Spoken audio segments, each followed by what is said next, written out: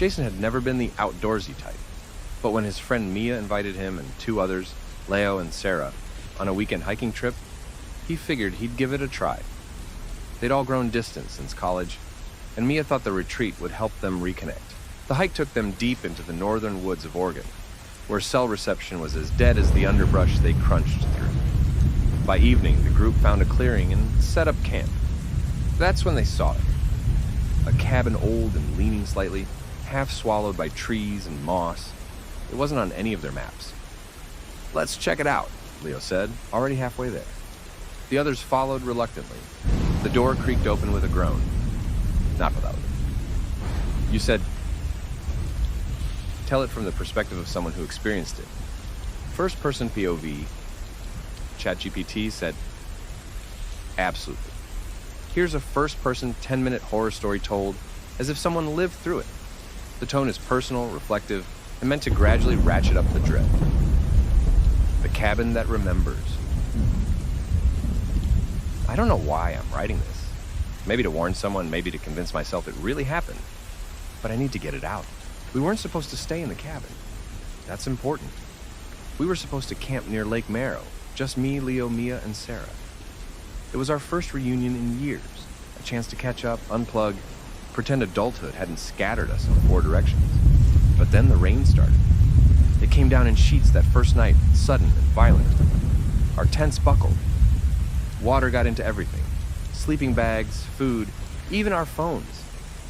That's when we found the cabin, or when it found us. We didn't see it at first.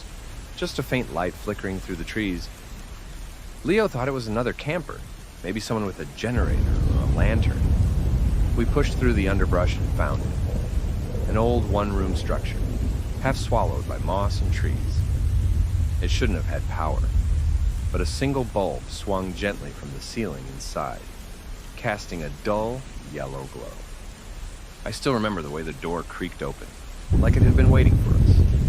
Inside, everything was preserved. Dusty, but not decayed. There were 4 narrow beds with sheets tucked tight, a table set for 4, and a fireplace that sparked to life the moment Mia tossed in a match. That should have been a red flag, but we were wet, cold, and laughing at our luck. None of us thought to ask why there were 4 beds, or why everything was already prepared for us. That night, I dreamed of whispers, not voices, whispers, like leaves brushing my ears. But they were saying something, and in my dream, I understood. Stay. Stay. Stay. When I woke up, I saw something written on the inside of the window, where the condensation had collected. 4 words, like they were traced with a fingertip. "You're where you belong." I thought it was a prank.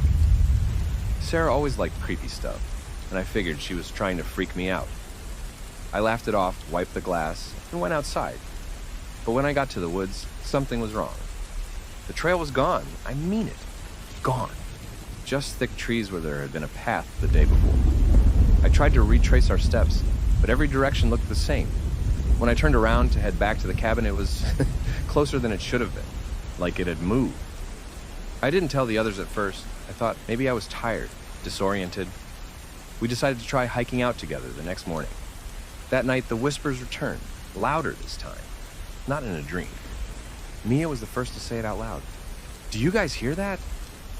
We all froze, and then Sarah screamed. She was staring at the mirror over the fireplace, pale as a ghost. "There's someone behind us," she whispered. We turned. Nothing, just shadows dancing in the firelight.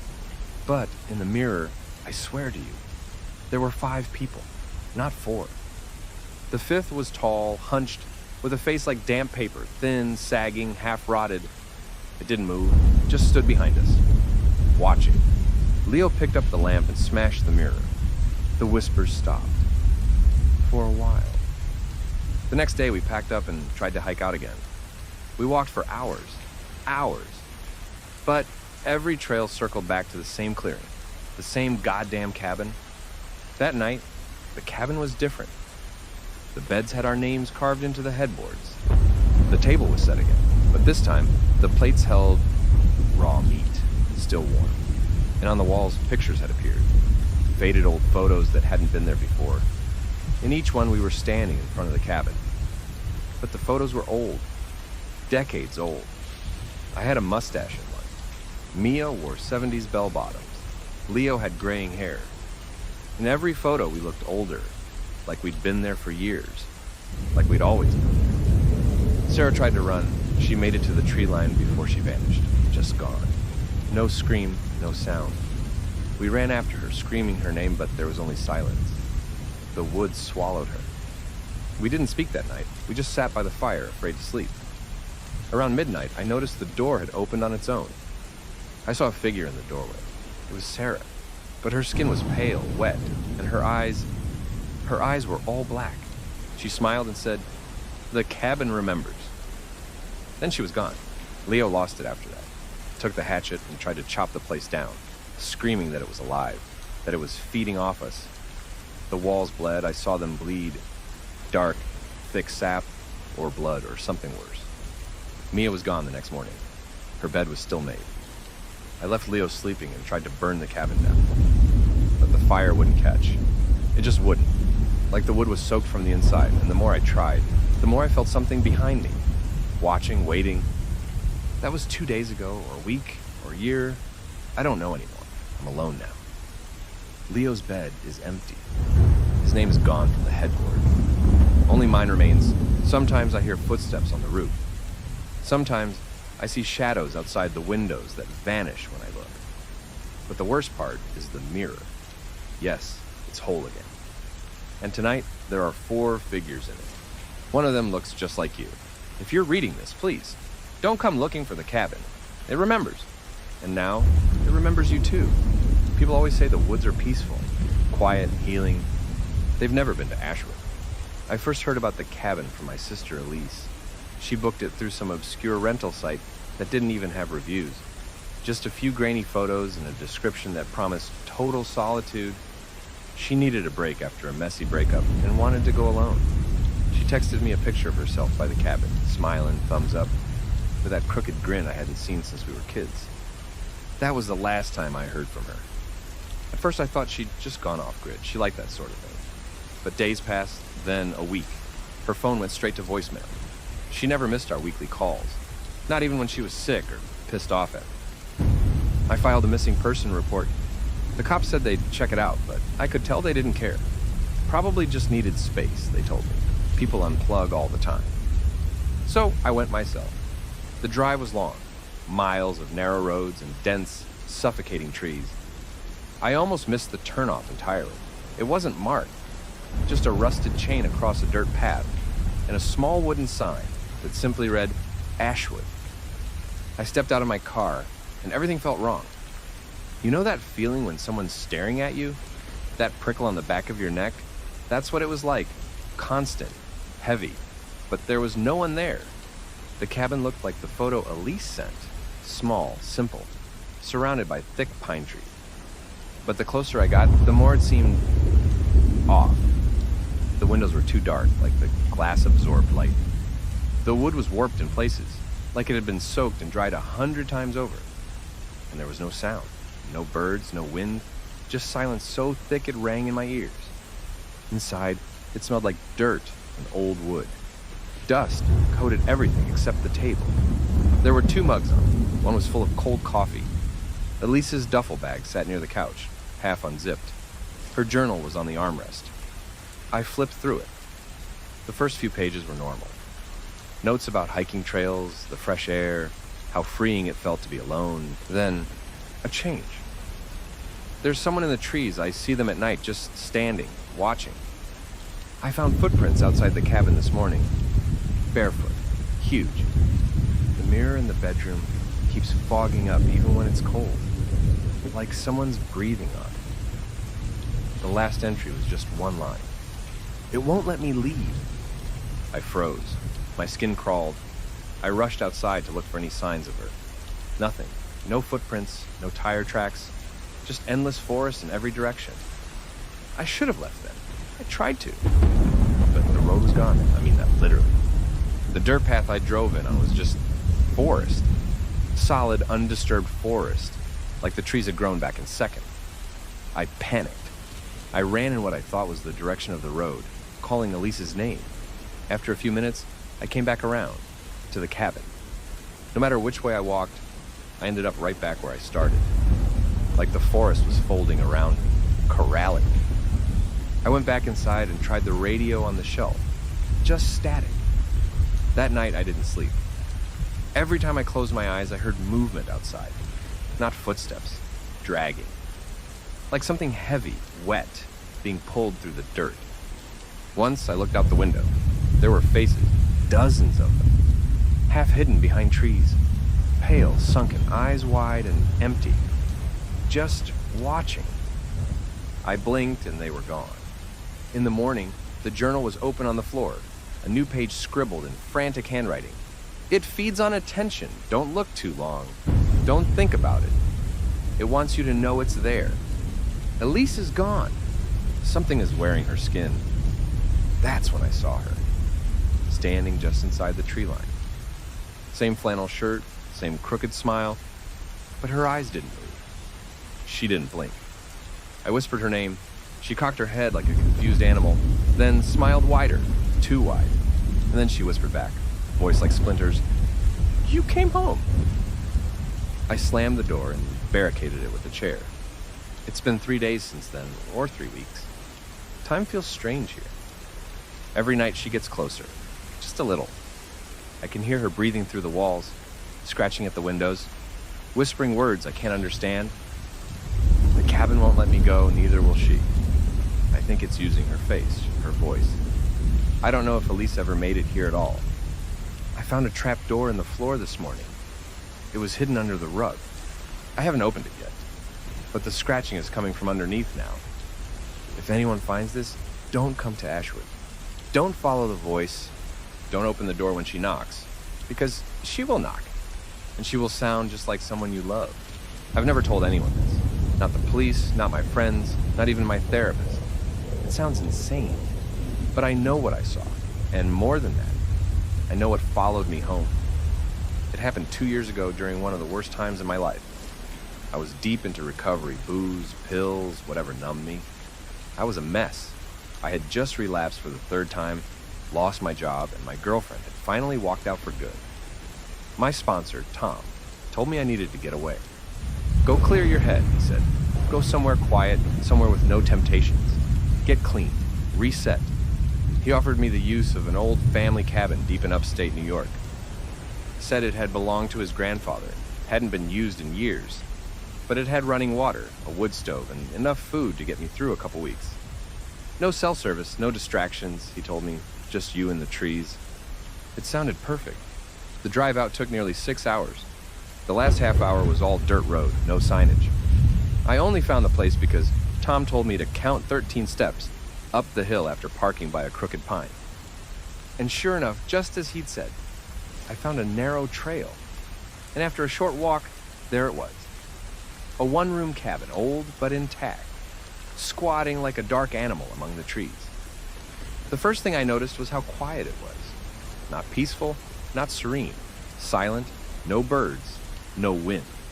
Just an oppressive stillness that made the air feel heavier. Inside, the cabin was simple. Bed, stove, woodpile, pantry, one grimy window, and a steep staircase leading down to a basement. I peeked but didn't go down. I could smell dampness and rust, and something else I couldn't place. Something sour. I told myself it was mold. Just mold. The first few days were fine. I chopped wood, journaled, even meditated. The shakes hit me on day 2, the sweats and hallucinations by day 3, but I knew what to expect. I told myself it would pass. I just had to ride it out. That's when the dreams started. The first one was simple. I was standing at the top of the hill, looking down at the cabin. But something was walking around it, circling. Something tall, pale, with 2 long limbs and no face. I couldn't move. I couldn't even breathe. Just watched as it made its way to the front door and started to knock. 3 soft knocks. Then I'd wake up. The second dream was worse. Same cabin, same hill, but this time I was inside, hiding under the bed, and I heard the door creak open. Heavy footsteps crossed the room. Then a voice. Not human. not even animal, just wrong, like wood splitting and wind howling at once. It whispered, "Come down the steps." I woke up with a mouthful of dirt. I was outside, lying next to the basement door. That was when I realized I'd been sleepwalking. At least, that's what I told myself. I started locking the door and piling wood in front of it before bed, but it didn't help. Each night the dreams got more vivid, more real, and every morning I'd wake up closer to that damn basement. One morning the door was open. Not just unlocked, open, hanging on its rusty hinges, and carved into the inside were words I hadn't noticed before. The 13th step is down. I didn't understand it. 13 steps had brought me up to the cabin. What did it mean that the 13th step was down? I tried calling Tom from the ridge. Still no signal. Tried hiking back to my car, but I got turned around. The woods didn't look the same anymore. Paths that were there before were gone. I swear the trees moved. I'd blink and they'd be closer. That night, the knocking started for real. 3 knocks.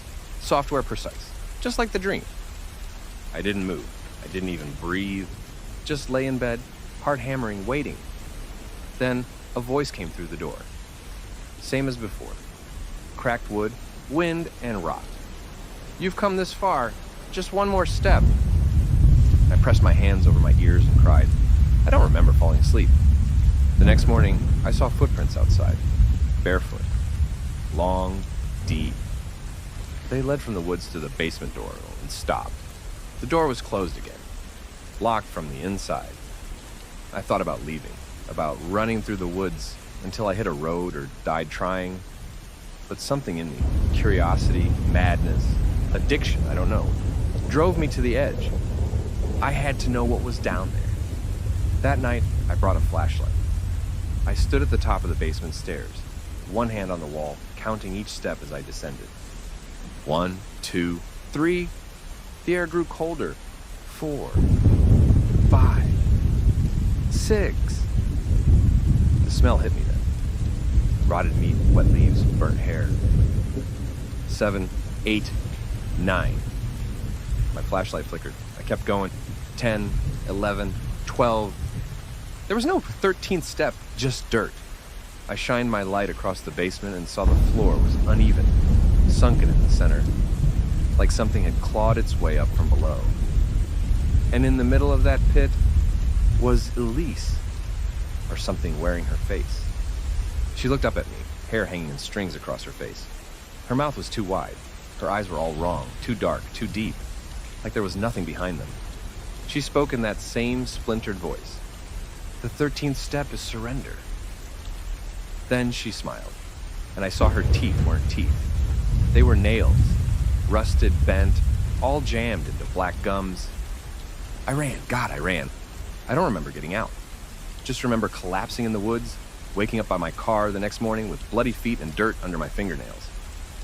I drove until I hit signal, called Tom, and told him everything. He didn't say a word. When I finished, he just hung up. I called back. Voicemail. That night I checked the rental site. The cabin listing was gone. The site itself didn't even exist anymore. I haven't heard from Tom since. Sometimes, late at night, I hear knocking. Just 3 soft taps on the window or the door or the wall behind my bed. I don't answer. I don't speak, because I know now what the 13th step really is. It isn't surrendering to healing, it's surrendering to. Hello and welcome to Daytime, your place for scary stories straight from the horror forums of Reddit. Make sure to like and subscribe for more horror tales of things that go bumping the night. On tonight's episode, a man looking to relocate for his job finds himself in a scary situation after a bus ride accident. So, what would you do to survive? Because Noah ate someone.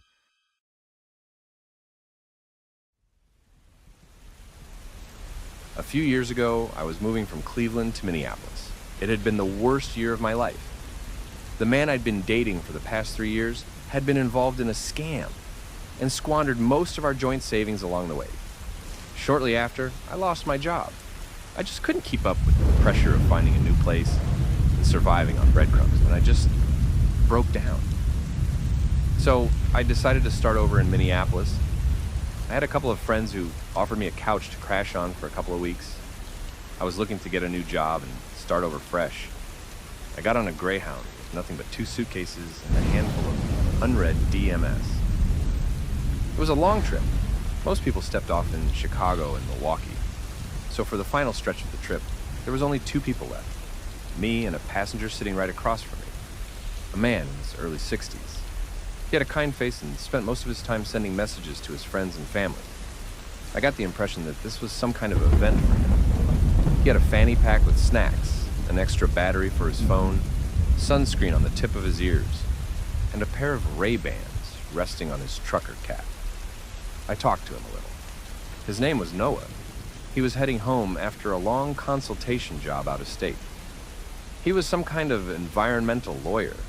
He was all about public transportation and reducing the carbon footprint. I could tell he was a jubilant fellow. I don't know a lot of people who speak so highly of their job.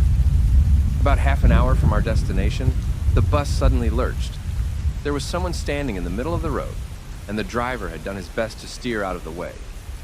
I saw a brief silhouette of someone small go by the window, possibly a child. Moments later, we were thrown into a ditch, and the bus tipped over. In the blink of an eye, all turned to chaos. I was thrown out of my seat like a slack-necked doll, and there was this awful metal groaning noise. The side of the bus was torn open. Suddenly, the world was still. My mind was spinning. I barely made it off the bus before I hurled, my inner ear screaming at me to lie down. Everything felt different. The air tasted metal. We'd driven straight into a field, leaving a long trail of bent grass and wild blue sunflowers behind us. As the engines of the bus died, all that was left was the flapping of moth wings. Looking back at the road, there was no one there. I couldn't see Noah or the bus driver. I picked up my phone and called the police without a second thought. I felt disoriented, and the strangest details stood out to me. Like, how often do you stop to look at the shape of your phone, or stop to think about the actual code you use to unlock it? While still on the phone, I was asked by the operator to check if everyone was okay. I moved to the front of saw the driver's seat empty, and rounded the corner. "Can you see them?" the operator asked again. "Is everyone all right?" I heard the noise before I saw them. This thick, meaty squish, the tearing, clicking teeth. The kindly-looking Noah was sitting a bit further out in the field, with a streak of blood trailing him. He was cradling the driver in his arms, slowly biting off pieces from the side of his head. Hair and all slurped up like spaghetti. It looked almost serene, like a grazing antelope. "Excuse me, miss," the operator repeated. "Can you see them?" "Yes," I whispered breathlessly. "Yes, I do." "Is everyone all right?" Noah looked up at me with complete disinterest. For a moment, his eyes met mine, and he was as calm as ever. There was no panic, no regret, nothing. Like a dog enjoying a meaty bone. "No," I wheezed back into the phone. "No, we're not all right." Yes, he'd killed and eaten that man. The moment we got off the bus, the first thing he'd done was to kill and eat him. No hesitation whatsoever. For a good 15 minutes, I just stood there, watching. The police were on their way, but this was a bit out of their way. Noah didn't seem to mind an audience. He just bit, chew, and swallowed. Bit, chew, and swallow. Thin spurts of blood stained his horn-rimmed glasses. But I couldn't move or look away. I couldn't bring myself to move or turn my back on him. I was just frozen. The moment the police arrived, they didn't even pull out their guns. They just stood there, staring in disbelief.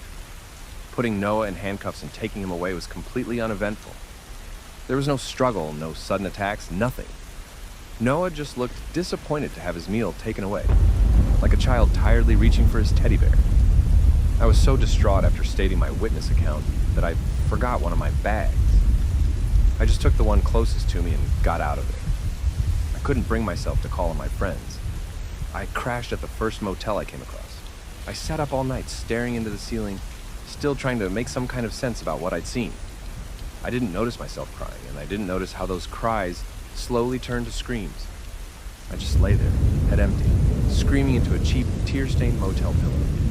Over the following weeks, I settled into a new place, a new job, and a new life. Everything was different, but in ways I hadn't anticipated. I felt like an alien, as if the world had shifted, like I'd seen something not of this earth. Some of the most mundane things felt strange. Eating a sesame seed bagel at the cafe down on the corner felt like ashes in my mouth. All I could think about was teeth, tearing, ripping, curious eyes looking my way. But looking past all that, there was something else that kept crawling back into my mind. Just how awful I was at judging someone's character. How I hadn't noticed the scam my ex had been wrapped up in, costing us our savings. How I hadn't noticed how I was neglecting my work to the point where they had to let me go, and now this. How I couldn't see that the friendly Noah on the bus had been ready to eat a living person at the drop of a hat. It didn't add up to me. How do you miss something like that? I was one of the witnesses called in the trial that followed. I hoped it'd be a chance to finally put it all behind me. I said my piece, and I stayed to watch the proceedings. I had to know more about this man and what turned him into this monster. He didn't look like a monster, though. He was just a man in a suit. He even had the same glasses. I couldn't look past his friendly demeanor, still as unbothered by this whole situation as the day I saw him bite down on raw flesh. There was a clinical psychologist called to the stand. He'd been there to assess Noah's mental state and was ready to share his findings. Mr. Ayton is deeply confused, he said. To him, this behavior is not something new. This is something he's been forced to do for years in order to survive. Is he confessing further crimes? Yes, the psychologist continued. But Mr. Ayton has lost perception of reality. He speaks of living in a forest, hunting people for food. He has no memory of ever having a family or an occupation. To him, his life has been about inhuman acts brought by never-ending strife. And you assess that this belief is a genuine response to trauma? Yes, his belief is genuine, the psychologist agreed. This man has suffered a great trauma. There was a short pause as the psychologist checked his notes and adjusted his glasses. It's as if he believes he comes from a different world. In Noah's mind, he'd been a murderer for years, trapped in a sort of limbo state. His description of the world was horrifying, living in a space of ruptured reality where the only certainty was famine and pain. He'd taken refuge in what he believed to be the shell of an abandoned bus. Suddenly, there were intruders in his space, one of which he killed and ate. The other he didn't mind, since he was already having his fill. According to his testimony, he was even willing to share. He wanted to be a good host. His family spoke of another story. To them, Noah was a kind man with a busy schedule. There were pictures of him coaching his son's basketball team. He'd recently celebrated 30 years of marriage to his wife, which he loved dearly. To them, this was an unreal nightmare. There was nothing in his history pointing to this kind of madness. Something happened, they said. Something must have happened on that bus. I hate to admit it, but I agreed. It just didn't make sense. I'm not sure what happened to Noah. There was a lot of talk behind closed doors, and most of what was said stayed there. The papers didn't say a lot about it. There was mention of a case of mutilation, but every report about it was vague. It's as if no one really wanted to report it. Maybe they didn't know if it was a case of mental illness or something more sinister. Either way, there wasn't much said about him. I tried to put it out of my head. I caught up with my unread DMS. I'd been dreading reading worried texts, demands about unpaid bills, and whatever else might kick me further while I was down. I couldn't go back to that world just yet, but I sort of had to. But that's where things took another turn. I didn't recognize these messages. Unknown names and numbers, asking me to call them back. One begged me to reconsider. Another sent me an address and a name. All kinds of strange, even coded messages. Also, bank accounts, payments. That made me pause. I had no idea who these people were or what they wanted from me. Had they gotten the wrong number? I remember my second bag. I'd only brought the one, which I'd stashed away in my bathroom. I hadn't opened it since that night.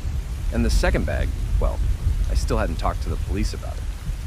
but I decided that before I did anything else, I ought to at least unpack what little I'd brought, even though it might be stained with blood or worse. I couldn't bear the thought of it. But opening the bag, well, there was nothing of the sort in it. It was my bag. I was certain of it. But there were no clothes or keepsakes. Instead, it had syringes wrapped in leather casings, little clear vials, unmarked, sheets of plastic, bags, duct tape, and knives. Several knives of various sizes, all sharpened to perfection. I picked one up, it fit perfectly into my hand as if made for me. Looking up at the bathroom mirror, there was something about the image looking back at me that I couldn't recognize. While I could feel a frown forming on my brow, the face looking at me had a creeping smirk, and I saw it blink. That was only the beginning. The police didn't have my second bag. There had never been a second bag. There was only that one bag, and I couldn't recognize a thing in it. Even stranger, I couldn't get in touch with anyone I knew. All numbers seemed to be out of commission. My parents, my sister, my friends, none of them. I couldn't call them or find their social media profiles. In my bag, there was a wallet, several fake IDs, and thousands of dollars in cash. I couldn't recognize the president on the bill. With every revelation, the smirk on my mirror image deepened. It would tilt its head the other way. It would look up and down, observing me. I'd raise my hand towards it, and it wouldn't return the gesture. Once, when I was in the bathroom, the bulb went out. I was standing there, fresh out of the shower, in complete darkness. I wrapped my cold towel around me, and I heard something. It sounded like a distant echo of my own voice, as if spoken from the other side of a window. Closer, it whispered. I didn't say anything. I just held my breath and listened. I'm lost, it continued. Coming home.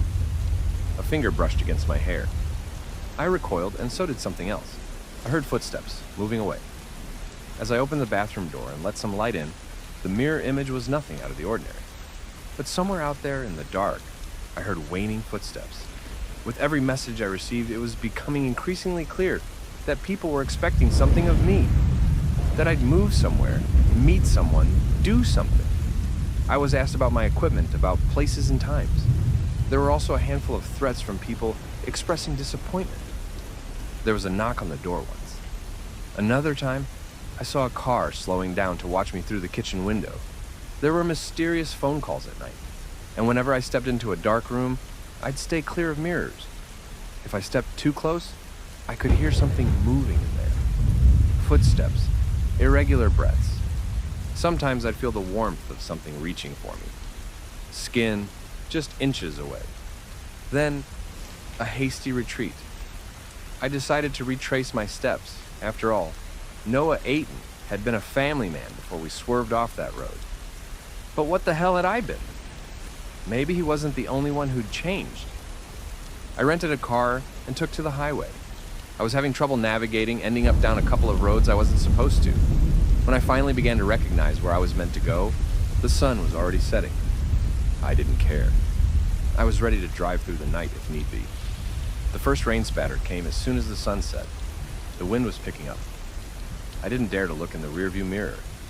I didn't want to think about what I might see. I don't know how long I drove. After a while, I stopped seeing other cars on the road. Then, a shadow. Someone in the middle of the road. A boy? I stepped on the brakes. A couple of moths thumped against my windshield as my car came to a full stop. I caught a glance at a side view mirror, only to see a hand reaching out. I blinked it away.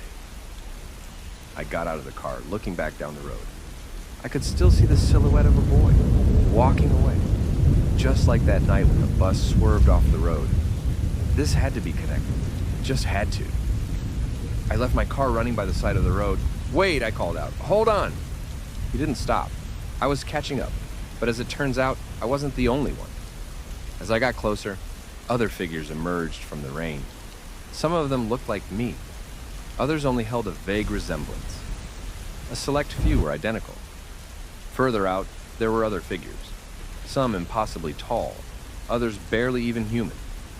We all looked at one another, our heads turning in unison. Left, right, left. Like a ripple of thought forcing us all to do the same. A collective impulse.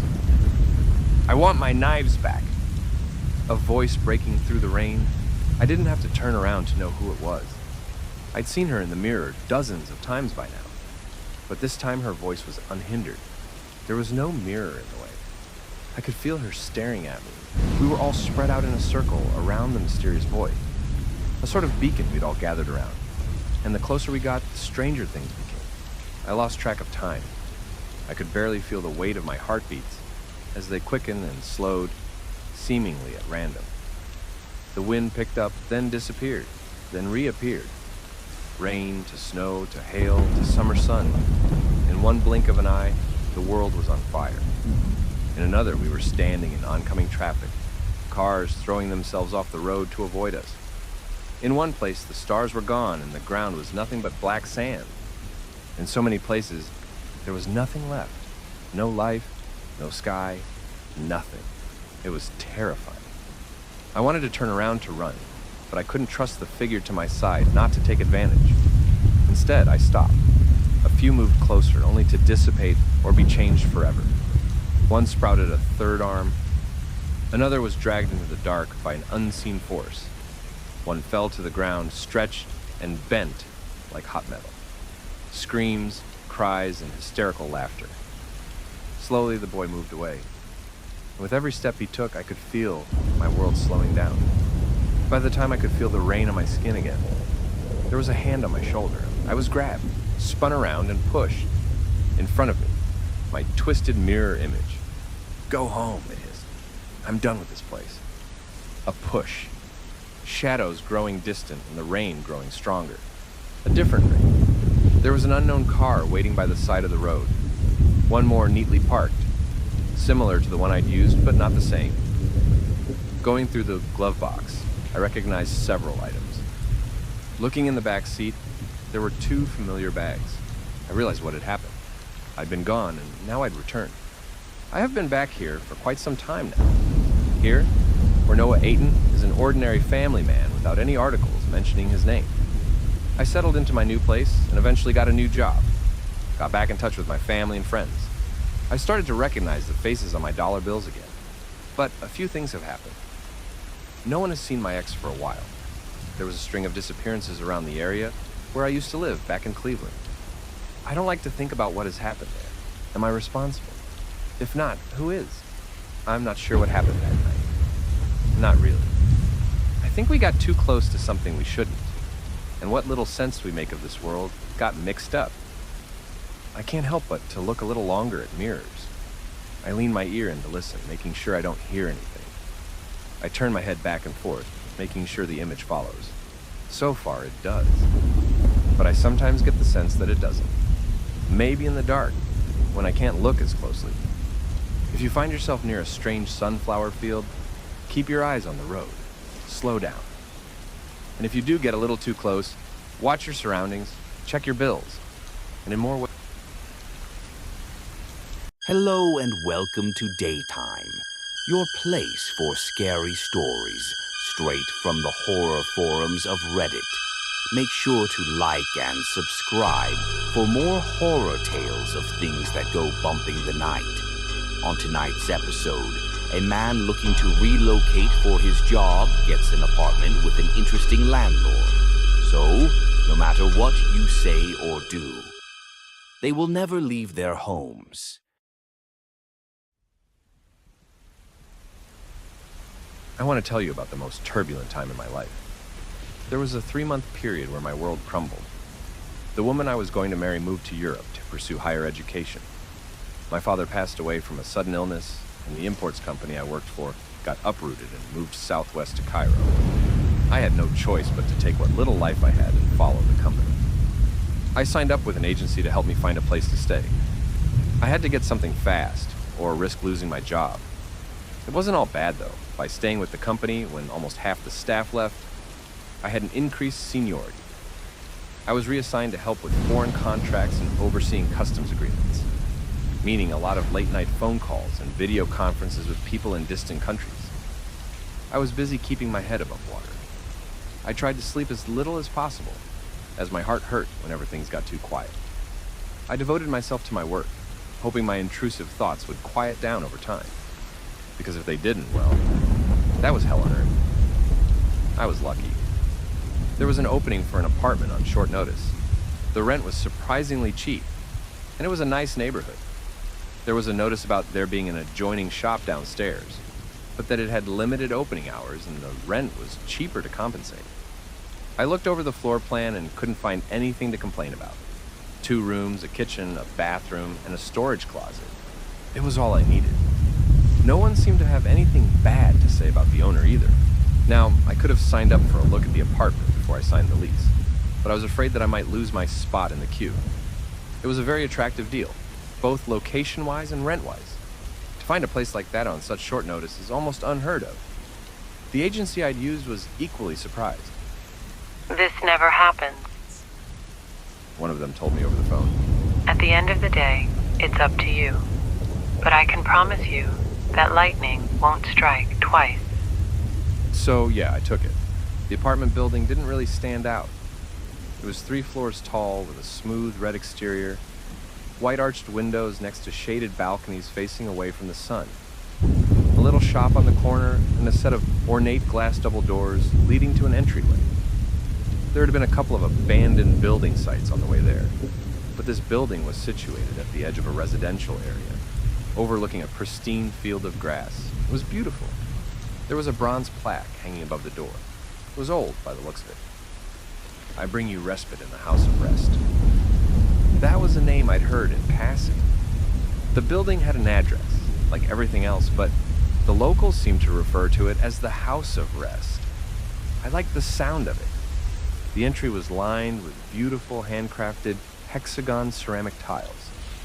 The floor must have been cleaned recently. I could almost see my reflection in it. There was a smooth breeze blowing through the hallway, and it's as if all the hustle and bustle of the city stopped at the closing of the doors. It was quiet, so refreshingly quiet. The agency had given me a key to the mailbox, which is where I got the keys to the apartment. I was up on the 3rd floor. There was no elevator, but I figured I could do with some exercise. Good for the legs. There was a total of 16 apartments in the House of Rest. 6 on the bottom floor, 6 on the middle floor, and 4 on the top. The top apartments were a bit smaller, but were rumored to have the best view. The mailbox already had a piece of paper sticking out, an advertisement for a local restaurant. I could see the same blue-tinted paper sticking out of all the other mailboxes as well. I brought it along, figuring I might as well check it out someday after work. I didn't know anyone in town, but that wasn't going to stop me from celebrating a little. I opened the mailbox, got my keys, and went up to my apartment. I didn't see anyone when I went up there, but I could hear them. People laughing, someone playing the piano, a jingle from a radio playing in a distant room. It was lively but not intrusive. I quite enjoyed it. Made me feel a bit less alone. Going up to the 3C apartment, I was a bit hesitant. I figured maybe it was all too good to be true. Maybe this was where the scam revealed itself. But no, I was wrong. It was wonderful. Bright open spaces with a view of the grassy field on one side and the bustling street on the other. An old-fashioned kitchen, much like the one I grew up in. The apartment was clean, well kept, and there was a perfect corner space for my at-home office. I couldn't have asked for a better space. I could breathe a sigh of relief. Things were finally going my way. It took me a couple of days to get things up and running. I got some new furniture and carpets. I explored the neighborhood and tried the restaurant from the flyer. They had an amazing hawashi. Heaven. I could get most of my necessities from the corner shop. They were only open for a few hours every day, but the prices were low, and there was a discount for residents. The same old man tended the store every day. He must have been in his 70s, but he always had a smile on his face, and was so used to handling money that he could hand out exact change without looking at the bills. All in all, it was shaping up to be a great place to live. It really encompassed its namesake, the House of Rest. My mother was very traditional, and I was raised with certain practices. Now, I'm from a younger generation and a lot more flexible, but there are traditions and customs that I adhere to. For example, I attend a mosque for the Maghrib prayer, and I take some time out of my week to leave for the Jumu'ah. I couldn't look my mother in the eye if I didn't, but it's also a comfort that I've grown accustomed to. It's a part of me. The first Jumu'ah I attended in that neighborhood surprised me. I saw no neighbors leave the house of rest to attend, so I first thought they might attend somewhere else. I asked one of the other attendants, but they weren't sure. They didn't know anyone who lived there, except for the shopkeeper. People can have a lot of reasons not to attend, but that man had said something unusual, that he didn't know anyone who lived there. These were people from the neighborhood. How could no one know who lived there? Now I was still settling into things. About 2 weeks passed, and I got into a comfortable routine. I had everything I needed, and no one bothered me. Sure, work was a hassle, but with the low rent I was paying, I could work less hours if I wanted to, and still make it through the month with a bit to save. As the company was restructuring and hiring new people, I got some unexpected time off. This could have been a blessing, but it really wasn't. I had to stop myself from looking up what was going on in the life of the woman I'd lost. There were images and video of her laughing, making friends, learning a new language. It was devastating. Not only because I missed her, but because it made me question my choices. I lay awake at night wondering if I should have dropped everything and gone with her. But instead of dwelling on it, I tried to make the best of what I had. And in that space of thought, my mind kept wandering back to the curious fact of my neighbors. How come no one knew them? And why had I never seen them? I would hear them sometimes. I could hear them talking, laughing, cooking. They were there, behind the closed doors. But they were there. I was sure of it. I could hear individual conversations if I listened closely, but I didn't want to be rude. At night, walking around outside, I could see light shining from their windows. I could hear them walking around if I listened at their doors. But I couldn't find any names or phone numbers. Their mailboxes just had written addresses. There was no way to tell who lived where. But coming home from the shop on the corner, I noticed something curious. I'd lived at the house of rest for 4 weeks by then. Walking past the mailboxes, I noticed something blue sticking out.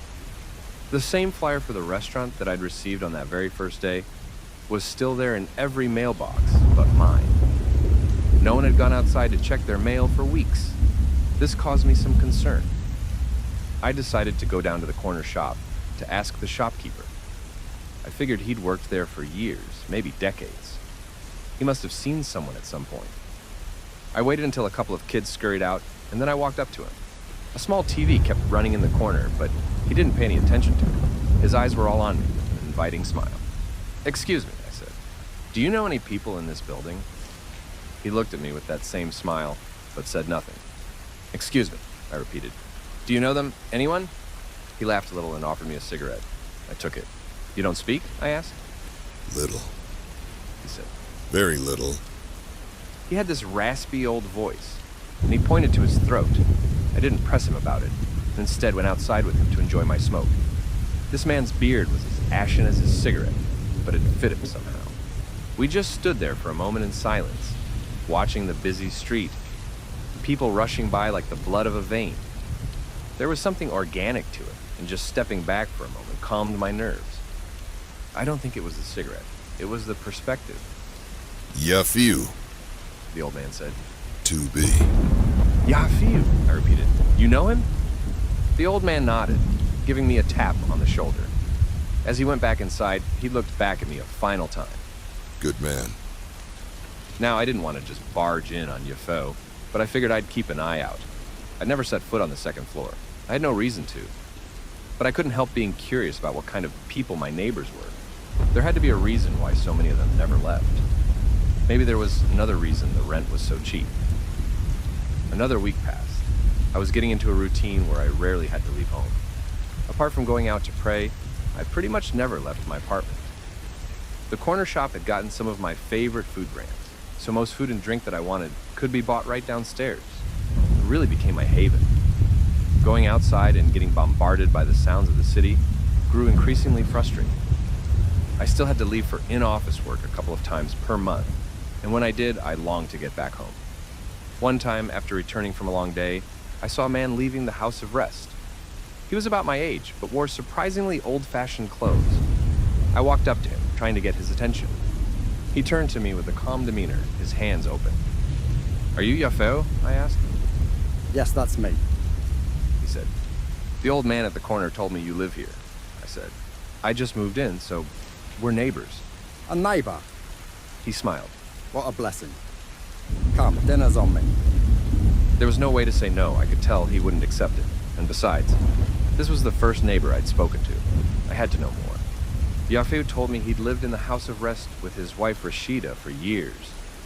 He was originally a repairman, but he'd sold his business for a hefty profit and was technically in between jobs. But there was no hurry. With rents this cheap, I can live off that sale for years. He said.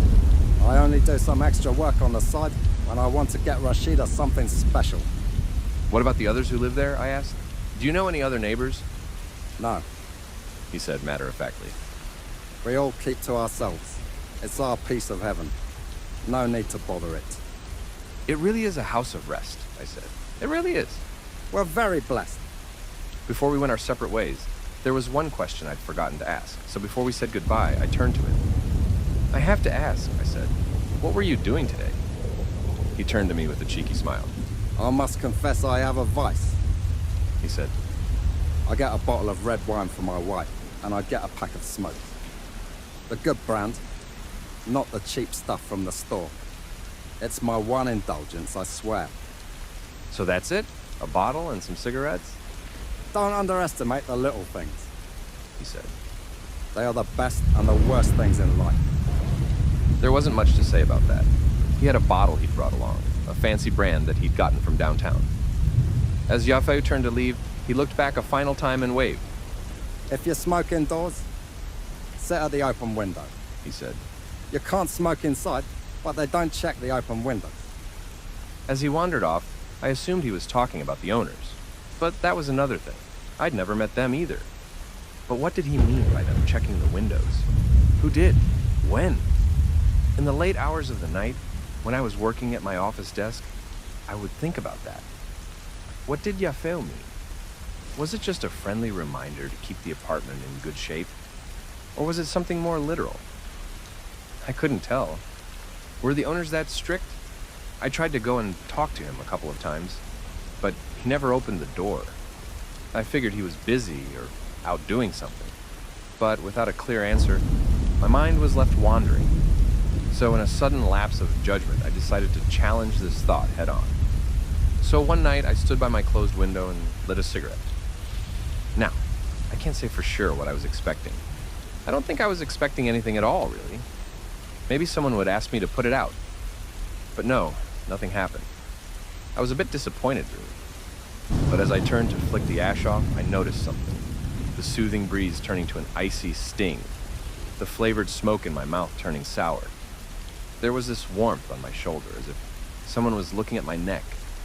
I could feel my heart skip a beat, as if something was judging me from afar. Like I was about to get scolded like a frightened child. I stepped away from the window, hastily putting away the rest of my cigarettes. Imagination or not, I couldn't explain that sense of unease. As if breaking the rules wasn't just something frowned upon, but a fundamental wrong. Then footsteps. It was loud and fast, coming down the hall. The other tenants had been sleeping for hours, and yet they somehow seemed even more quiet. The footsteps stopped outside my door. I didn't dare to move. Something in the door cracked as a great weight pushed against it, making the hinges creak. I took a few steps forward, waving my hands as if to clear the air. "I'm sorry," I called out. "I'm sorry, it won't happen again. I'm throwing them out. I'm sorry." The creaking stopped. I just stood there, watching, waiting for the footsteps to continue. Then, the hinges creaked again as the weight pushed off the door, and someone retreated into the building. I couldn't unlearn this. There was someone in that apartment building watching me. While the house of rest was an amazing place to live, I couldn't stay with that kind of pressure hanging over my head. I reached out to the agency about getting a new place, but they warned me it could be a matter of months. So for now, I had to keep my head down and hope for the best. After that night, I would notice little details around the building. For example, there were drag marks on the tiles of the top floor by the stairs, leading to the roof, as if someone had pulled something heavy. The locks on the mailboxes were all a bit frayed, which didn't make sense to me. there were still these blue papers sticking out of them. Someone checked these mailboxes so frequently that the lock was getting janky. Why didn't they remove the flyers? And finally, there was the basement. It's not uncommon to lock the basement of an apartment building to keep nosy tenants from messing with things they shouldn't. But there was a drainage slit in the floor, as if ready to clean up large amounts of liquid with a spray hose. So, while my life continued, it did so with a tinge of doubt. I was anxious. I still kept to my schedule of working at night and attending prayer. But I wasn't feeling that same sense of calm anymore. I was anxious about going home. I didn't know what to expect. I decided that I ought to try talking to my neighbors again. For real this time. I needed answers. And if I couldn't get them, I would leave that place come hell or high water. So after Jumu'ah, I went home with the intent to go door to door. So I did, floor by floor. I could hear them. Different voices doing different things. Talking, eating, listening to music. But as soon as I knocked, they went quiet. No one came to open, not even Yafeu. I wanted to go back to my place and close my eyes to the whole thing, but I couldn't. I couldn't pretend like there was nothing going on. So I checked the floors again for something drastic. I found it on the top floor of the building, a fire alarm. I pulled it. I had to get people out of those apartments, and I had to know what was going on. I was a bad neighbor, but if this continued, I wouldn't be a neighbor at all. But the alarm did nothing. It was disconnected.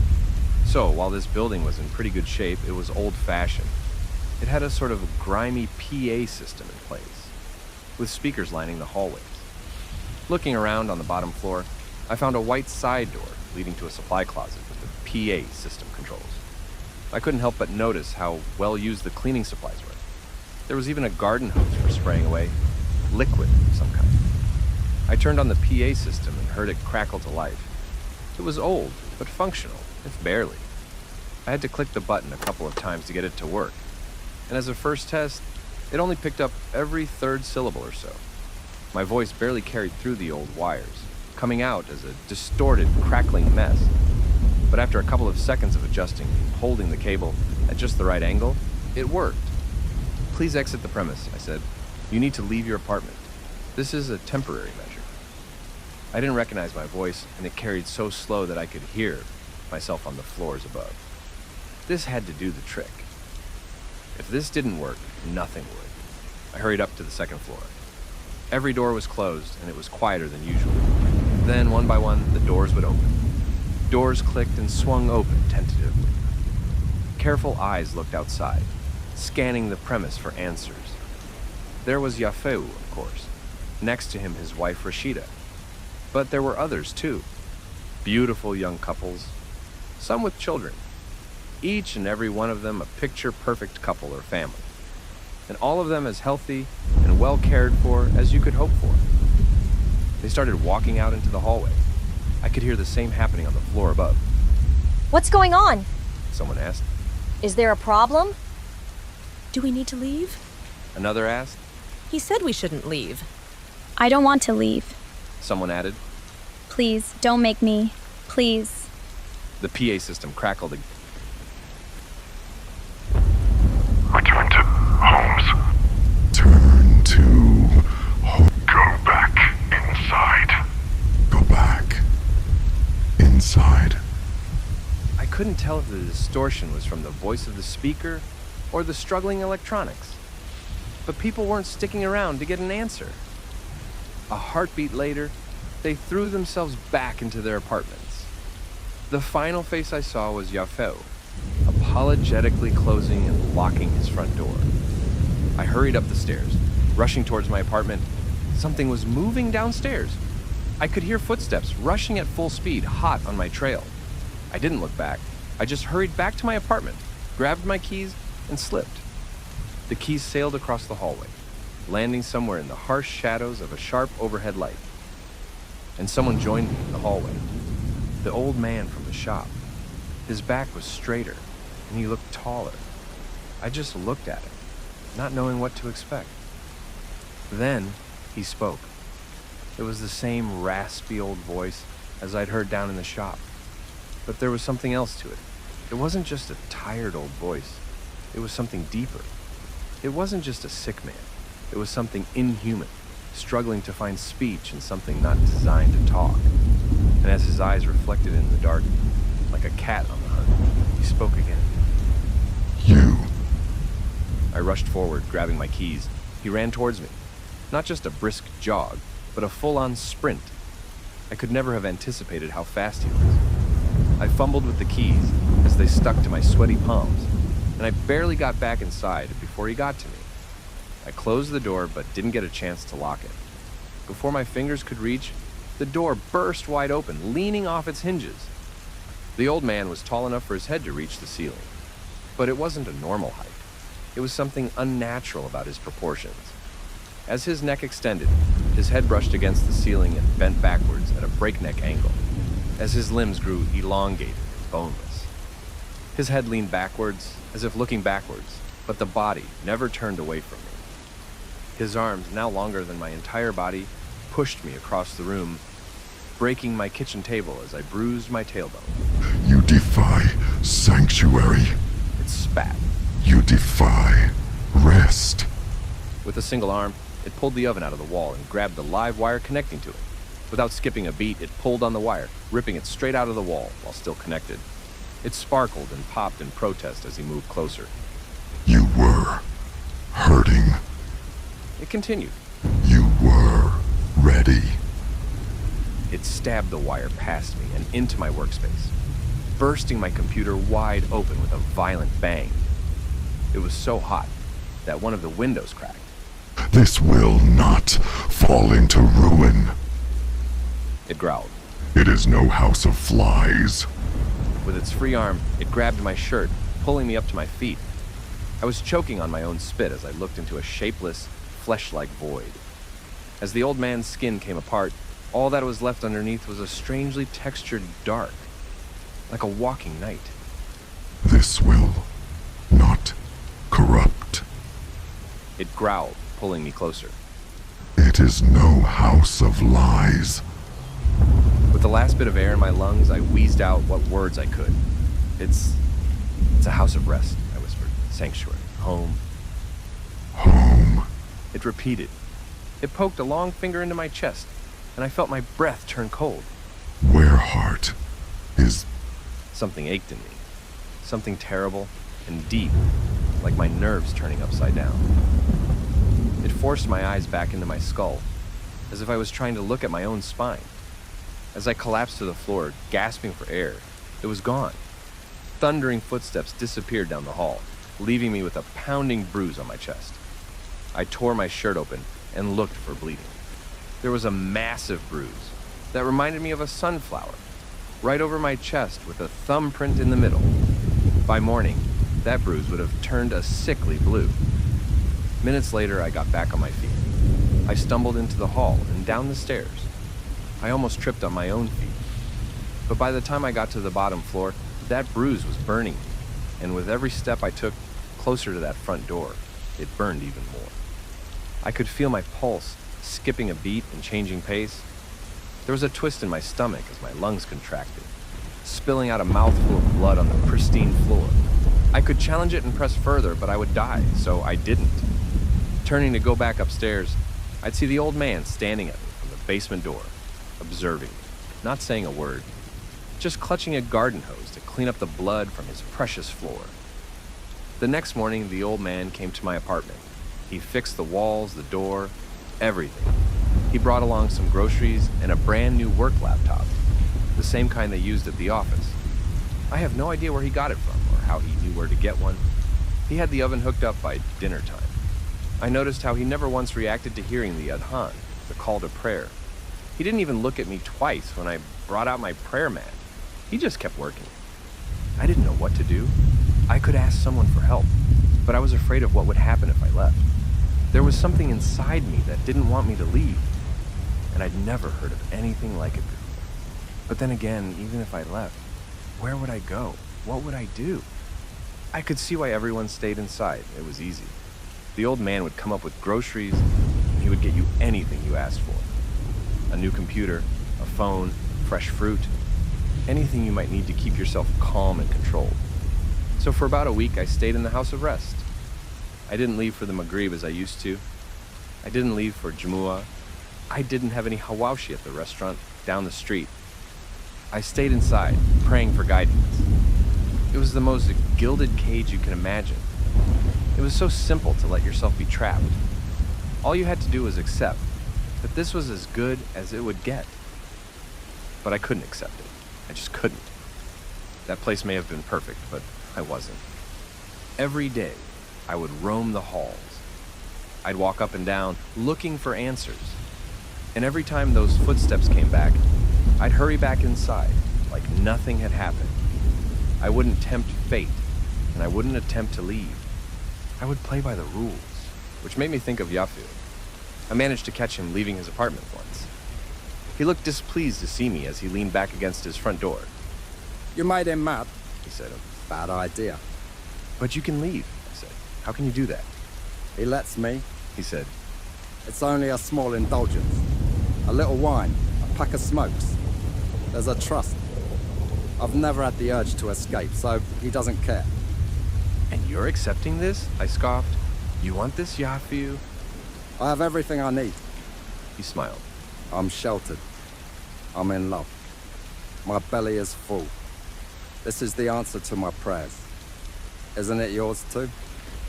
I thought about it. In many ways, yes.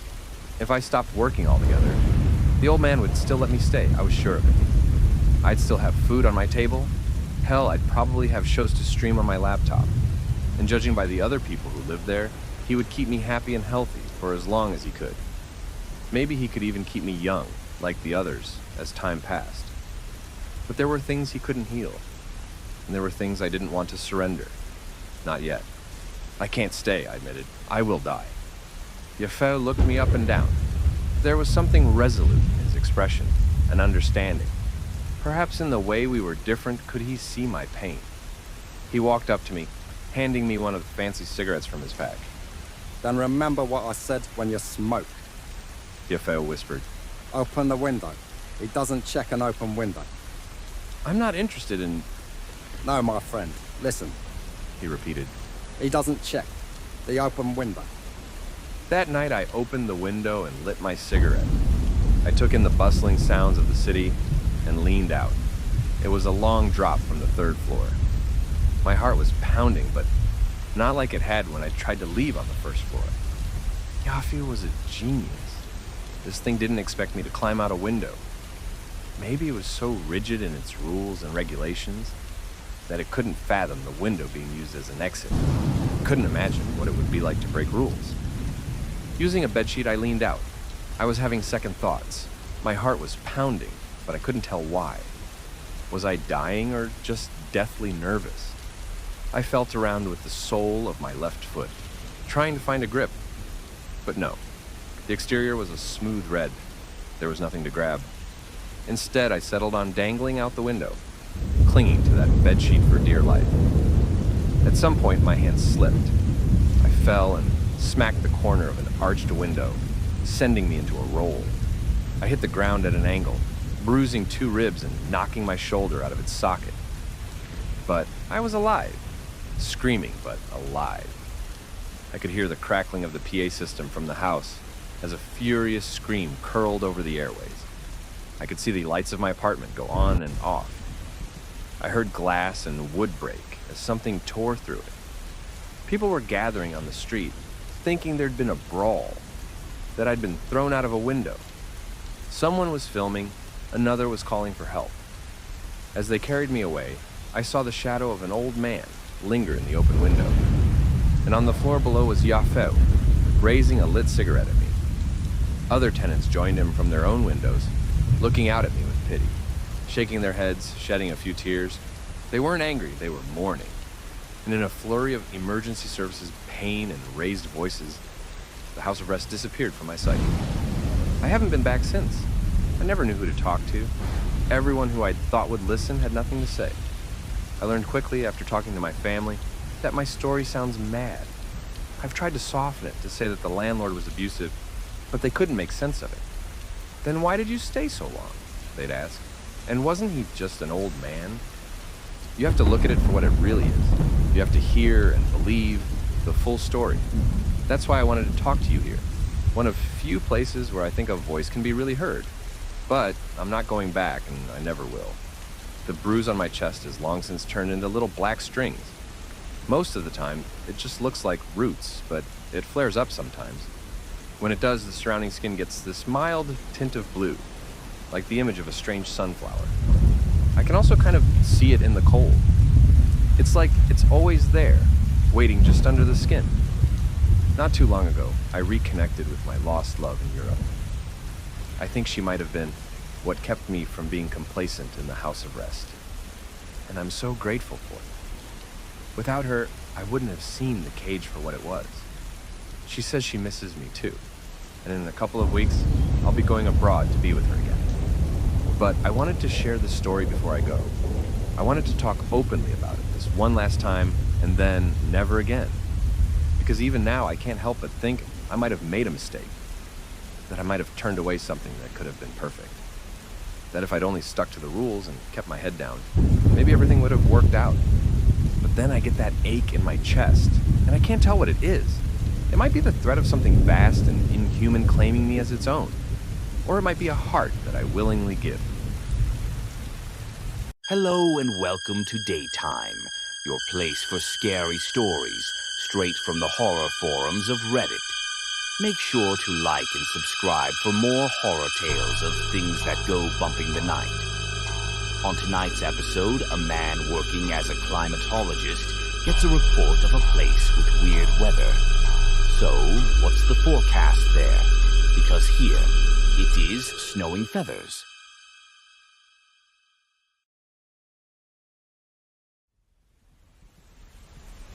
As a climatologist, I spend most of my days just screaming into the void.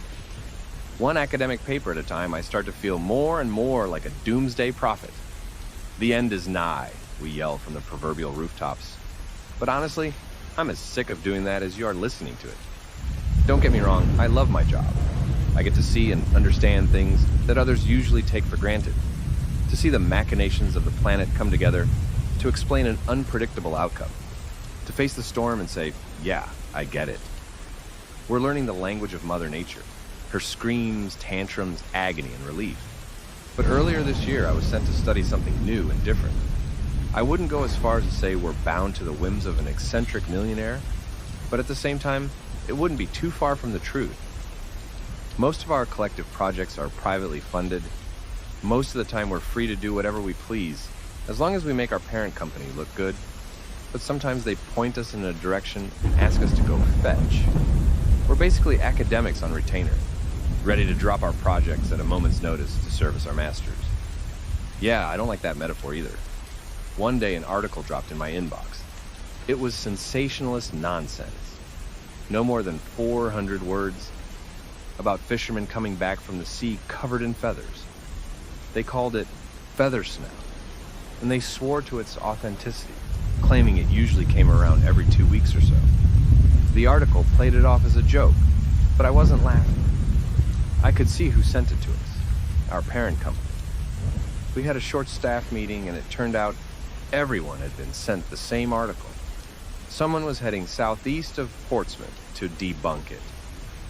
Well, it turns out that someone was me. I got set up at a small bed and breakfast. All cynicism aside, the people of New Hampshire are wonderful. They were welcoming and understanding, and without a hint of mean spirit. I felt so open about what I was doing there that I told anyone who asked, and I got very honest responses. Apparently, the feathers now was a known phenomenon that dated back to the 80s. It was more frequent nowadays, but there were articles way back speaking of the same thing. Fishermen who'd gotten caught in it weren't locals, and had called the papers. That resulted in the article we'd seen. The locals knew better. This type of thing happened every now and then. Once I got to talking with the local fishermen, it was made apparent that feathers now was a real thing. Very real. They planned around it, and they avoided it when they could. They'd pull up their nets early and reposition their boats to avoid it.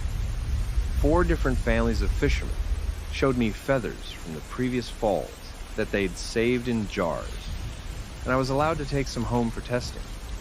It dawned on me that these were real people, dealing with real consequences. This wasn't some sensationalist nonsense. I sent the feathers in for testing with some of my colleagues. The results were back within a couple of days. 4 different types of gulls, great black-backed, laughing Mew and Franklins, as well as a couple of Forster's tern, pretty common New Hampshire seaside birds. These weren't some fake duck feathers saved up in a jar just for fun. These were actual, real feathers. Why would they just come falling out of the sky and so frequently? I managed to get a hold of a captain, willing to take me out to sea at the next feather snow. Captain Willard Morrow and his son Robert.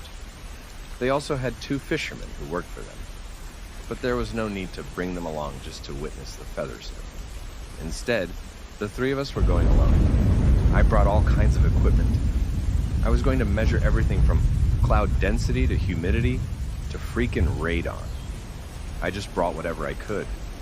Before I left my room, I also brought along my lucky binoculars. Few things can be as valuable as seeing something up close with your own eyes. And these binoculars had been with me for a long time. Hell, they'd helped me spot the origin point of a tornado once. It was a Sunday afternoon when we pulled up the anchor and set out to sea. Not too far out, but far enough that the coastline started to look like a thread. I double-checked my equipment, and Willard was doing the same. His boat was tried and tested, but all electronics were no more than a couple of years old. Just as I was making sure I'd capture everything, he was making sure we were getting back to land. His son, Robert, spent most of his time texting and counting the minutes. Feathers now wasn't something new and exciting to these people. Around 6 p.m., we saw the first signs. Clouds were gathering, but they were spread thin and white. When it rains, clouds turn black. These were classic cirrus clouds, not something you associate with bad weather or storms. Strong winds, perhaps. I was triple-checking my equipment when Robert poked his head out of the cabin window. He pointed just off the side of the boat. See? There's one. He was right. There was a feather there. How hadn't I noticed it? Then I saw it. Millions of feathers falling in unison, a blanket spread out for miles, tumbling through the air just a couple of feet of distance between them. White feathers calmly touching the ocean. A few of them landed on me, and the boat got covered in them. Robert sighed. He was probably going to have to hose the deck off once we got back to land. There it is, said Willard. Like clockwork. Feathers now. What do you think? No idea, I said, shaking my head. How can it... Every 2 weeks? Yous believe us now? We're not just telling stories anymore? Catching a feather between my fingers, I just stared in disbelief. Of course, I'd thought they were lying. I'd thought it for days, but this was real. This was something you could hold in your hand. Willard just laughed. When I got back to my room, I started trying to make sense of the data. There'd been no increase in humidity. It was as if 1 second there was nothing, then there were feathers. Usually I could tell by the equipment readings when something happened, but there was no cutoff point. There was not a single point where I could say, look, this is where the feather started to fall. There was nothing like that. They tumbled down, and that was it. Full stop. I talked to my boss about it, explaining that we basically had nothing to go on. He didn't care for it. Either I made something out of this or I didn't. I could debunk it or explain it. There was no middle ground. Now that I'd seen it and taken pictures, there was no question of it anymore. It was authentic, but odd. That was the best way to describe it. Odd. I spent a couple of days just making up a new plan. I spent my nights at the local pub watching football. Go Wildcats, I guess. And taking long walks. I didn't know how to proceed.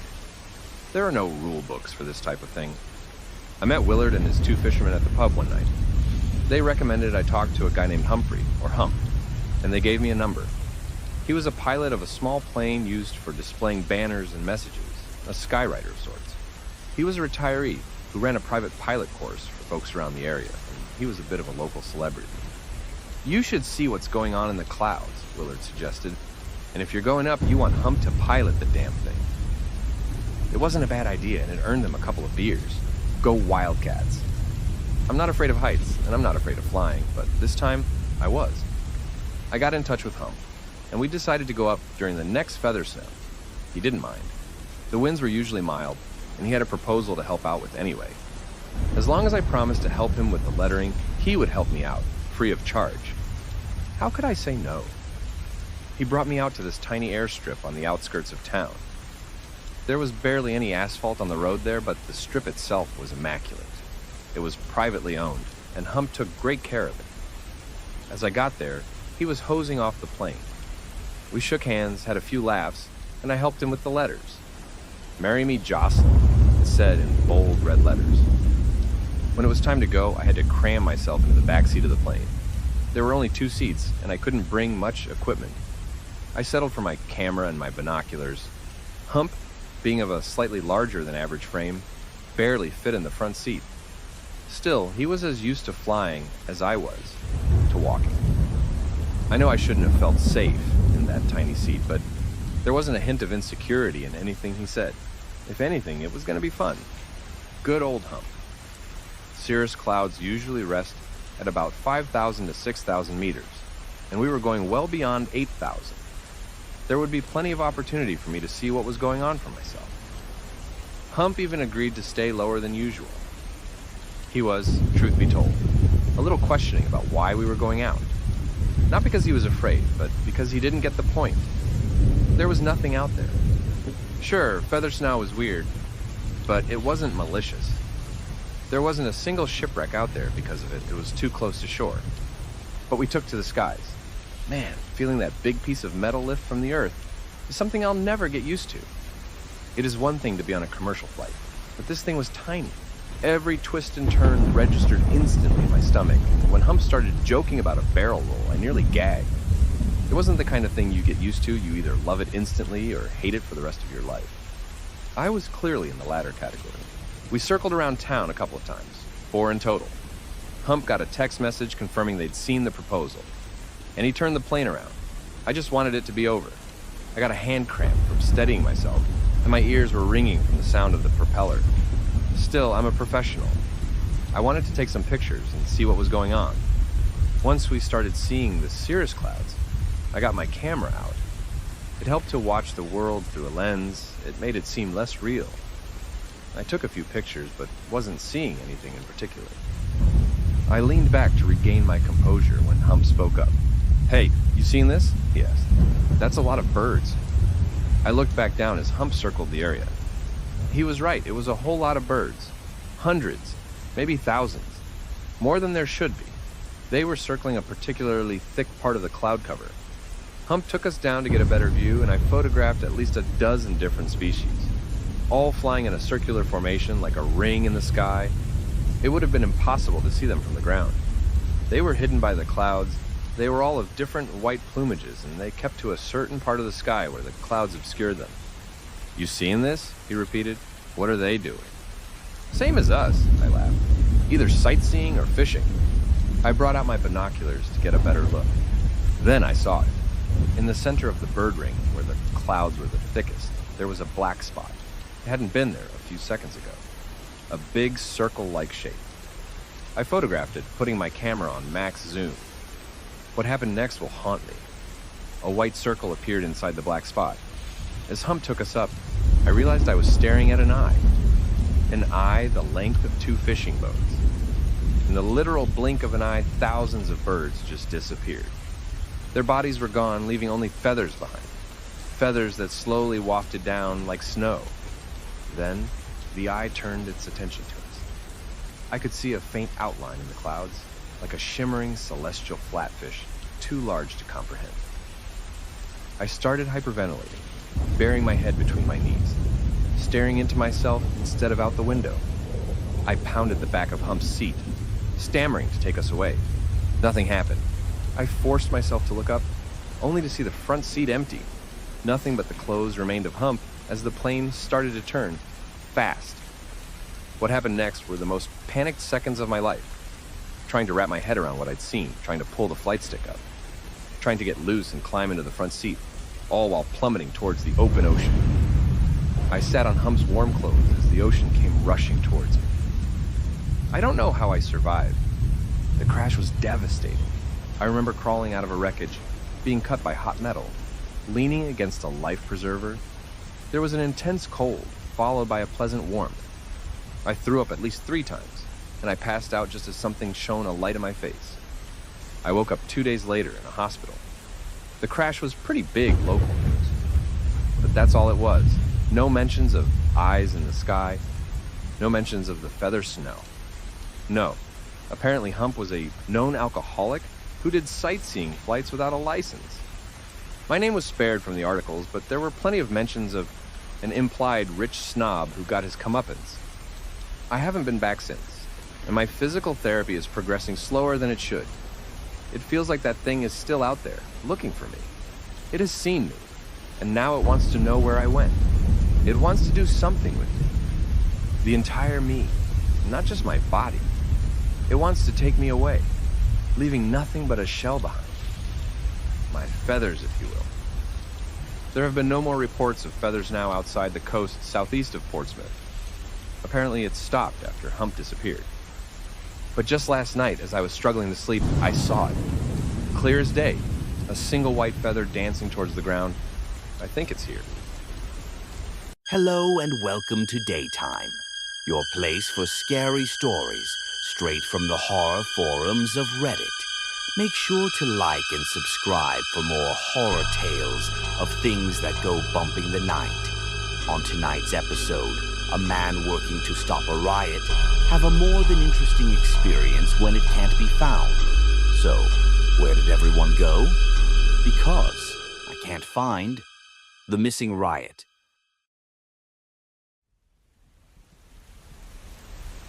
Riot gear is heavy, but there's a comfort to it. You get used to it, and it is built to be worn for a long time. But sitting there in the back of that RCV, I didn't know what to expect. The order had come out of nowhere. We were told there were at least 350 people rioting, and the scene was getting worse by the minute. There were already squads on site putting down a perimeter, but I still had no idea what to expect. The others were nervous. They were psyching themselves up. Louis was playing music in his headphones, loud enough for me to hear it, 3 seats away. The other officers were checking their gear, going through their checklists.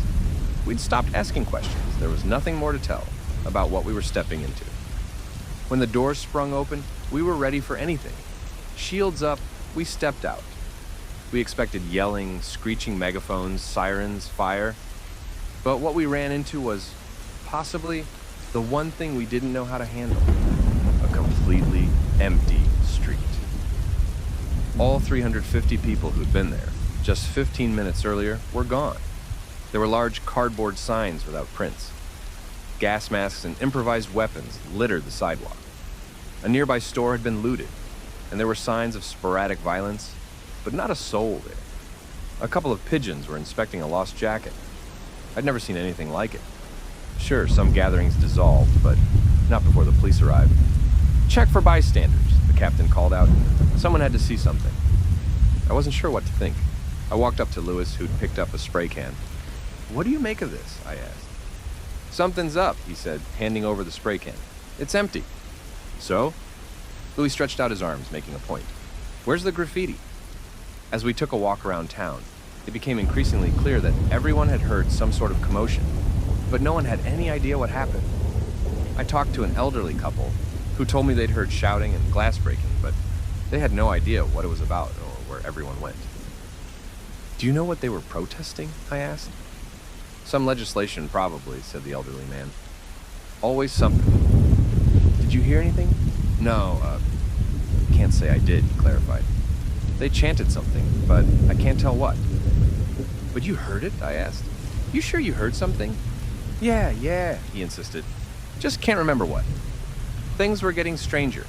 Traffic cams didn't show anyone leaving or entering the area, and the surveillance cameras in nearby buildings hadn't caught anything. The convenience store camera had been broken for years. Still, we knew for a fact that there had been people there. We were ordered to expand the search and to start knocking doors. Some of us, me included, suited back down to our uniforms. Louis and I started knocking doors at a nearby apartment complex. For the first 2 floors, no one had heard or seen anything. All we got was confused looks and shrugs. Most had heard something, but that was all we got. It wasn't until we reached the 3rd floor that we met someone who had a few more answers. Apparently she'd been out to buy groceries from the corner shop. The street was packed, she said. They came out of nowhere, all ragged, wearing these weird masks. Not like the anonymous masks, more like, I don't know, hard to explain. As we kept knocking doors, we heard the intermittent reports coming in. Over at the student housing area, they'd found an entire floor of empty rooms. Over 30 student rooms, suddenly abandoned. There used to be a month-long waiting list for students to even apply for a spot there. So 30 rooms suddenly empty out of nowhere was absurd. Still, no one seemed to know anything about it. That seemed to be the common theme. Everyone knew there had been people living there, but there were no details about them. No one knew their age, names, gender, or what they'd studied. These rooms had been used until just earlier that week, but all of a sudden, they were just abandoned. 30 rooms don't just become available out of nowhere. People need help moving their things. There had to be cars coming in and out of the parking lot. Someone somewhere had to know something, and yet they didn't. Many hours later, the sun started to set. We still had no answers. Reports were written up, the night shift took over, and I went home with a whole bunch of questions in the back of my mind. I took the scenic route through the tunnel and over the bridge by the old campgrounds. Then, as I passed the riverside, I noticed an abandoned car by the side of the road. Now, I usually take that road about 3 times a week, and I hadn't seen any abandoned vehicles there previously. This was new. Thinking someone might have run out of gas or popped a tire, I decided to stop and help. I pulled over and got a closer look at the car. A white Toyota, probably a lease, new and shiny. The passenger side door was open, but the car was empty. I had this strange feeling that I'd seen that car before, but I couldn't put my finger on where. I was getting nervous, and I didn't even know why. I called out with a loud, "Hello!" but there was no one around to answer. I noticed the high grass leading down to the river had been pushed down, forming a path. Someone had stepped out and, seemingly in a hurry, ran in a straight line away from the car. Following the trail, I reached the edge of the river. Suddenly, the tracks just stopped. I noticed something half buried in the riverbank. It was this strange white-faced mask, made out of reinforced plaster. It was heavy with a double set of clasps on the back. But the strangest thing about the mask was, by far, the face. It had this strange, neutral expression. The eyes had different sizes, and the mouth was half open. Not as in a smile, but in slight surprise. I'd never seen anyone wear one of those before, and it looked custom-made. Maybe it was related to the riot? I returned to my car and reported the abandoned vehicle. The mask, however, I kept. There was a story there. As I got home that night, I had the strangest feeling of being watched. My 2 German shepherds, Jazzy and Blues, seemed equally on edge. Living alone, they can be a bit of a handful at times, but I love them nonetheless. As I was milling about in the kitchen making dinner, the 2 of them just sat by the back door and stared out. They aren't the kind of dogs to get easily distracted, and they weren't barking. They were just sitting there, like they were waiting for something to happen. I took my dogs out for their evening walk, but I couldn't avoid the feeling of being watched. Jazzy would stop every now and then and look over his shoulder, and Blues was making strange whining noises. And yet, we were alone. No ominous winds blowing, just a long, silent walk, and this unwelcome feeling that something was horribly wrong. Like I was missing something obvious. As I spread myself out in my king-size bed, I took a final look at the mask I'd found by the river. It was large. Too large for me. And there was something strange about the expression. I'd set it down on my sock drawer at the far end of the room. Had the expression changed? As I got to the station the next morning, everyone was already up in arms. Louis seemed to be on his 4th cup of coffee. "That car you called in?" he said, pointing at me with his whole hand. "That was just one. There are dozens. An entire parking lot down by the diner. 2 more cars by the railway station. Probably more out by the campgrounds." "No shit? So whose is it? Who are these people?" "That's the thing," Louis laughed.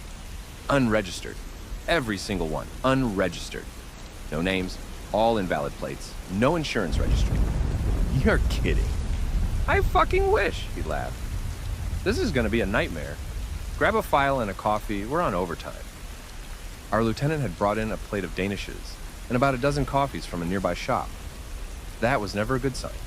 Cars were getting towed and impounded. I was in charge of registration and organizing pickup, but it was clear that this was a bigger effort than expected. Even with a good pace, it'd be a 12-hour workday. At one point, I just started photocopying registration forms and just signing them, left and right, just changing the letters of the license plate. As our lieutenant brought in Chinese food, I took a short break. I started noticing a few things around the office. Nothing big, but slightly out of place. For example, there were a few workstations unattended, and we seemed a bit understaffed. I could have sworn we used to be more people. It just felt a bit empty. I didn't get off work until 9:20. Jazzy and Blues had to stay with my sister for the night. It was hard to explain to her exactly why we were working so much overtime and what was going on. A riot without rioters. People disappearing, leaving their cars and homes behind. And then there was that something. That feeling I was missing something. And back home, I still had that strange mask waiting for me. I stopped to grab some groceries on my way home. As I walked out of the store, I saw a notice in the window asking for new part-timers. It looked recent. I turned back and walked up to the cashier, a middle-aged man eager to get back to his crosswords. "Excuse me," I said. "Did you put up the help wanted ad?" "I did," he nodded. "You interested?" "Sorry, no." I smiled. "Did somebody quit?" "Nah, nothing like that," he sighed. "We're just having some scheduling problems." "What kind of problems?" Well, he put away his newspaper and leaned back in his chair. "I was supposed to go home about 4 hours ago, but we had no one to cover me."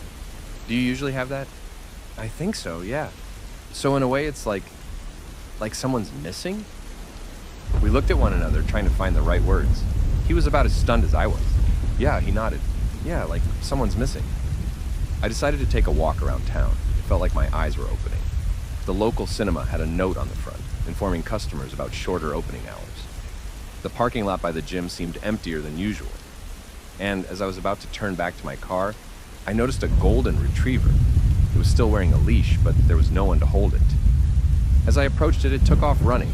I called the station about the runaway dog and headed back home. That night, my house felt emptier than usual. I'd always lived larger than I needed to, but there was still something awkward about feeling small in your own home. I'd gotten that place years ago, figuring I'd start my own family someday. Still, things just hadn't worked out that way. It takes a special kind of person to date a cop, I suppose. After my evening workout and shower, I brushed my teeth. I couldn't help but notice how tired I looked. I wasn't sleeping right. There was something in the back of my mind that just couldn't surface. Even now, looking at myself, I could feel something missing. A piece of the puzzle, right in front of me. My stomach churned, but I wrote it off as stress. As I cleaned my toothbrush, a thought struck me. I opened the bathroom cabinet. On the bottom shelf were several items that just didn't seem to fit with the rest. A couple of brightly colored razors, a box of tampons, bobby pins, makeup remover, tweezers, and an extra toothbrush. None of these were mine. Sure, whenever you've lived somewhere for a long time, you collect things that aren't your own. Still, this was something out of the ordinary. I lived alone, I always had. As I walked around the apartment, that churning in my stomach turned into a rock. I could see things a little clearer. The king-sized bed, which was far too large for me. An unused drawer in my closet, a half-empty coat rack. Finally, in my home office, I found a laptop that I didn't know the password to. How could I own a computer and not know how to use it? And the dogs. I usually didn't leave them at a doggy daycare or with my sister. Someone looked after them while I was at work, but who? "Someone's missing," I muttered to myself. Jesus Christ, someone's missing. I opened my phone and scrolled back a few weeks. So many pictures. But most had been corrupted. Some were just black bars hinting at a colorful background. Others were just plain white. Most of my voicemails were just garbled, screeching nonsense. And there on my bedside table, an empty picture frame. I couldn't sleep that night. I didn't know what to do. It was that kind of night where I just closed my eyes and waited for sleep. But sleep never came. Instead, I had these vivid half-dreams. And no matter how much I twisted and turned, I couldn't get comfortable. Too warm, too cold. Finally, around 3 a.m., I brought out some extra pillows. Hugging them tight and burying my face in them, I felt something resembling peace, a familiarity, a shape that my body was aching to remember. And right there, on the edge of sleep, I heard something. S-O-R-R-Y. I sat straight up. The room was empty, too empty, if anything. "Who's there?" I called out. "Who are you?" But there was no response. There was no one there. Letting my paranoia take hold, I brought out my handgun and started checking all rooms. Finally, I settled in the living room. Sinking down into my sofa with a warm blanket, I fell asleep staring out the sliding glass door. I thought about calling in sick for work, but I couldn't leave Louie hanging. They were already working overtime, and I couldn't leave them like that. Instead, I took a long shower, chugged my morning coffee, and got dressed. I almost forgot to tie my shoes on my way out. The station was bustling with energy. Some of the night shift were still around, half sleeping at their desks. The lieutenant had once again brought in a plate of Danishes and a dozen more coffees. The struggle wasn't over. Things were getting stranger throughout the day. We got called out by a landlord who wanted to find their missing tenant, but couldn't give us a name or a description. All they knew was that they were missing. There was also chatter around the station about abandoned bikes by the high school. A motel at the edge of town had started questioning why 3 of their rooms had been rented for a week, but there was no one there to use them. The rumor mill was running hot. I couldn't help myself. My anxiety grew as that little voice in the back of my head kept screaming at me that people had gone missing. A lot of people all at once. But the most awful feeling came, that empty picture frame on my bedside table. Why would I ever keep an empty picture frame by the bed? I got home around 7 p.m. that night. My sister was worried about me, but I told her it'd just be a few days. Things were still crazy, but I was getting by. Soon enough, it'd all die down. As I walked from room to room, I took off my socks and felt a caffeine headache starting to set in. Putting away my phone, a chill rushed up my spine. I wasn't alone. Looking down my unlit hallway, I didn't see anything. The lights were off, and the dark wallpaper didn't help. As my hand reached for the light switch, I heard a noise. S-T-O-P. It wasn't coming from the hallway. It was coming from the white mask I'd found. Peering into my bedroom, I saw the mask resting on top of my sock drawer. The expression had changed, going from a surprised neutral to a wide-eyed stare, mouth wide open. It had tipped to one side and was meeting my gaze. "What?" I said out loud, surprising myself. D-O-N-O-T. Nothing more than a faint whisper. It was clearly coming from the strange mask. My left hand started shaking, fingers uneasily resting on the light switch. D-O-N-L-O-O-K-A-T. It was a standoff. The mask was referring to whatever was waiting at the end of the hallway. I could barely hear myself think, my mind stuck between several simultaneous impulses. I could turn on the light and challenge whatever was there. I could get my gun. And yet, all I did was hold my breath and listen. There was no training to account for this stuff. There was no rational response. The hallway moved. At least that's what it looked like from where I was standing. Something so tall it reached the ceiling with ease started moving. This tall, elongated presence, dressed in what looked like a ruined hoodie and faded, dirt-stained jeans. Something that could pass for a person at a distance, like camouflage. Long, leather-like fingers covered its face, hiding it from me. I let go of the light switch, fumbling backwards. Snagging my foot on the corner of a carpet, I fell flat, knocking the air out of my lungs. It took a step further. An impossibly long arm reached into my bedroom. Without even leaving the hallway, it grabbed the mask from my sock drawer. Y-O-U-K-N-L-O. O-K, no W-W. D-A-N-K, yo you. It sounded sincere. It was getting closer. I was crawling backwards, kicking myself away until I felt my back press up against a wall. The mask writhed, arranging itself. The nose getting smaller, eyes thinner, cheeks puffier. It was turning into a woman's face, the hoodie almost resembling long black hair in this light. The creature leaned over me, and as the face came closer, I forgot how to breathe. Suddenly, a woman's voice. I-A-M-S or Rye. I closed my eyes as it drew closer. I couldn't focus. I held up my hands to defend myself, but it was nothing but instinct. I wonet, F-O-R-G-et-E-U. The words were whispered into my ear. I knew that voice. I'd heard it. That voice was the voice of sleepy Sunday mornings and Netflix binging.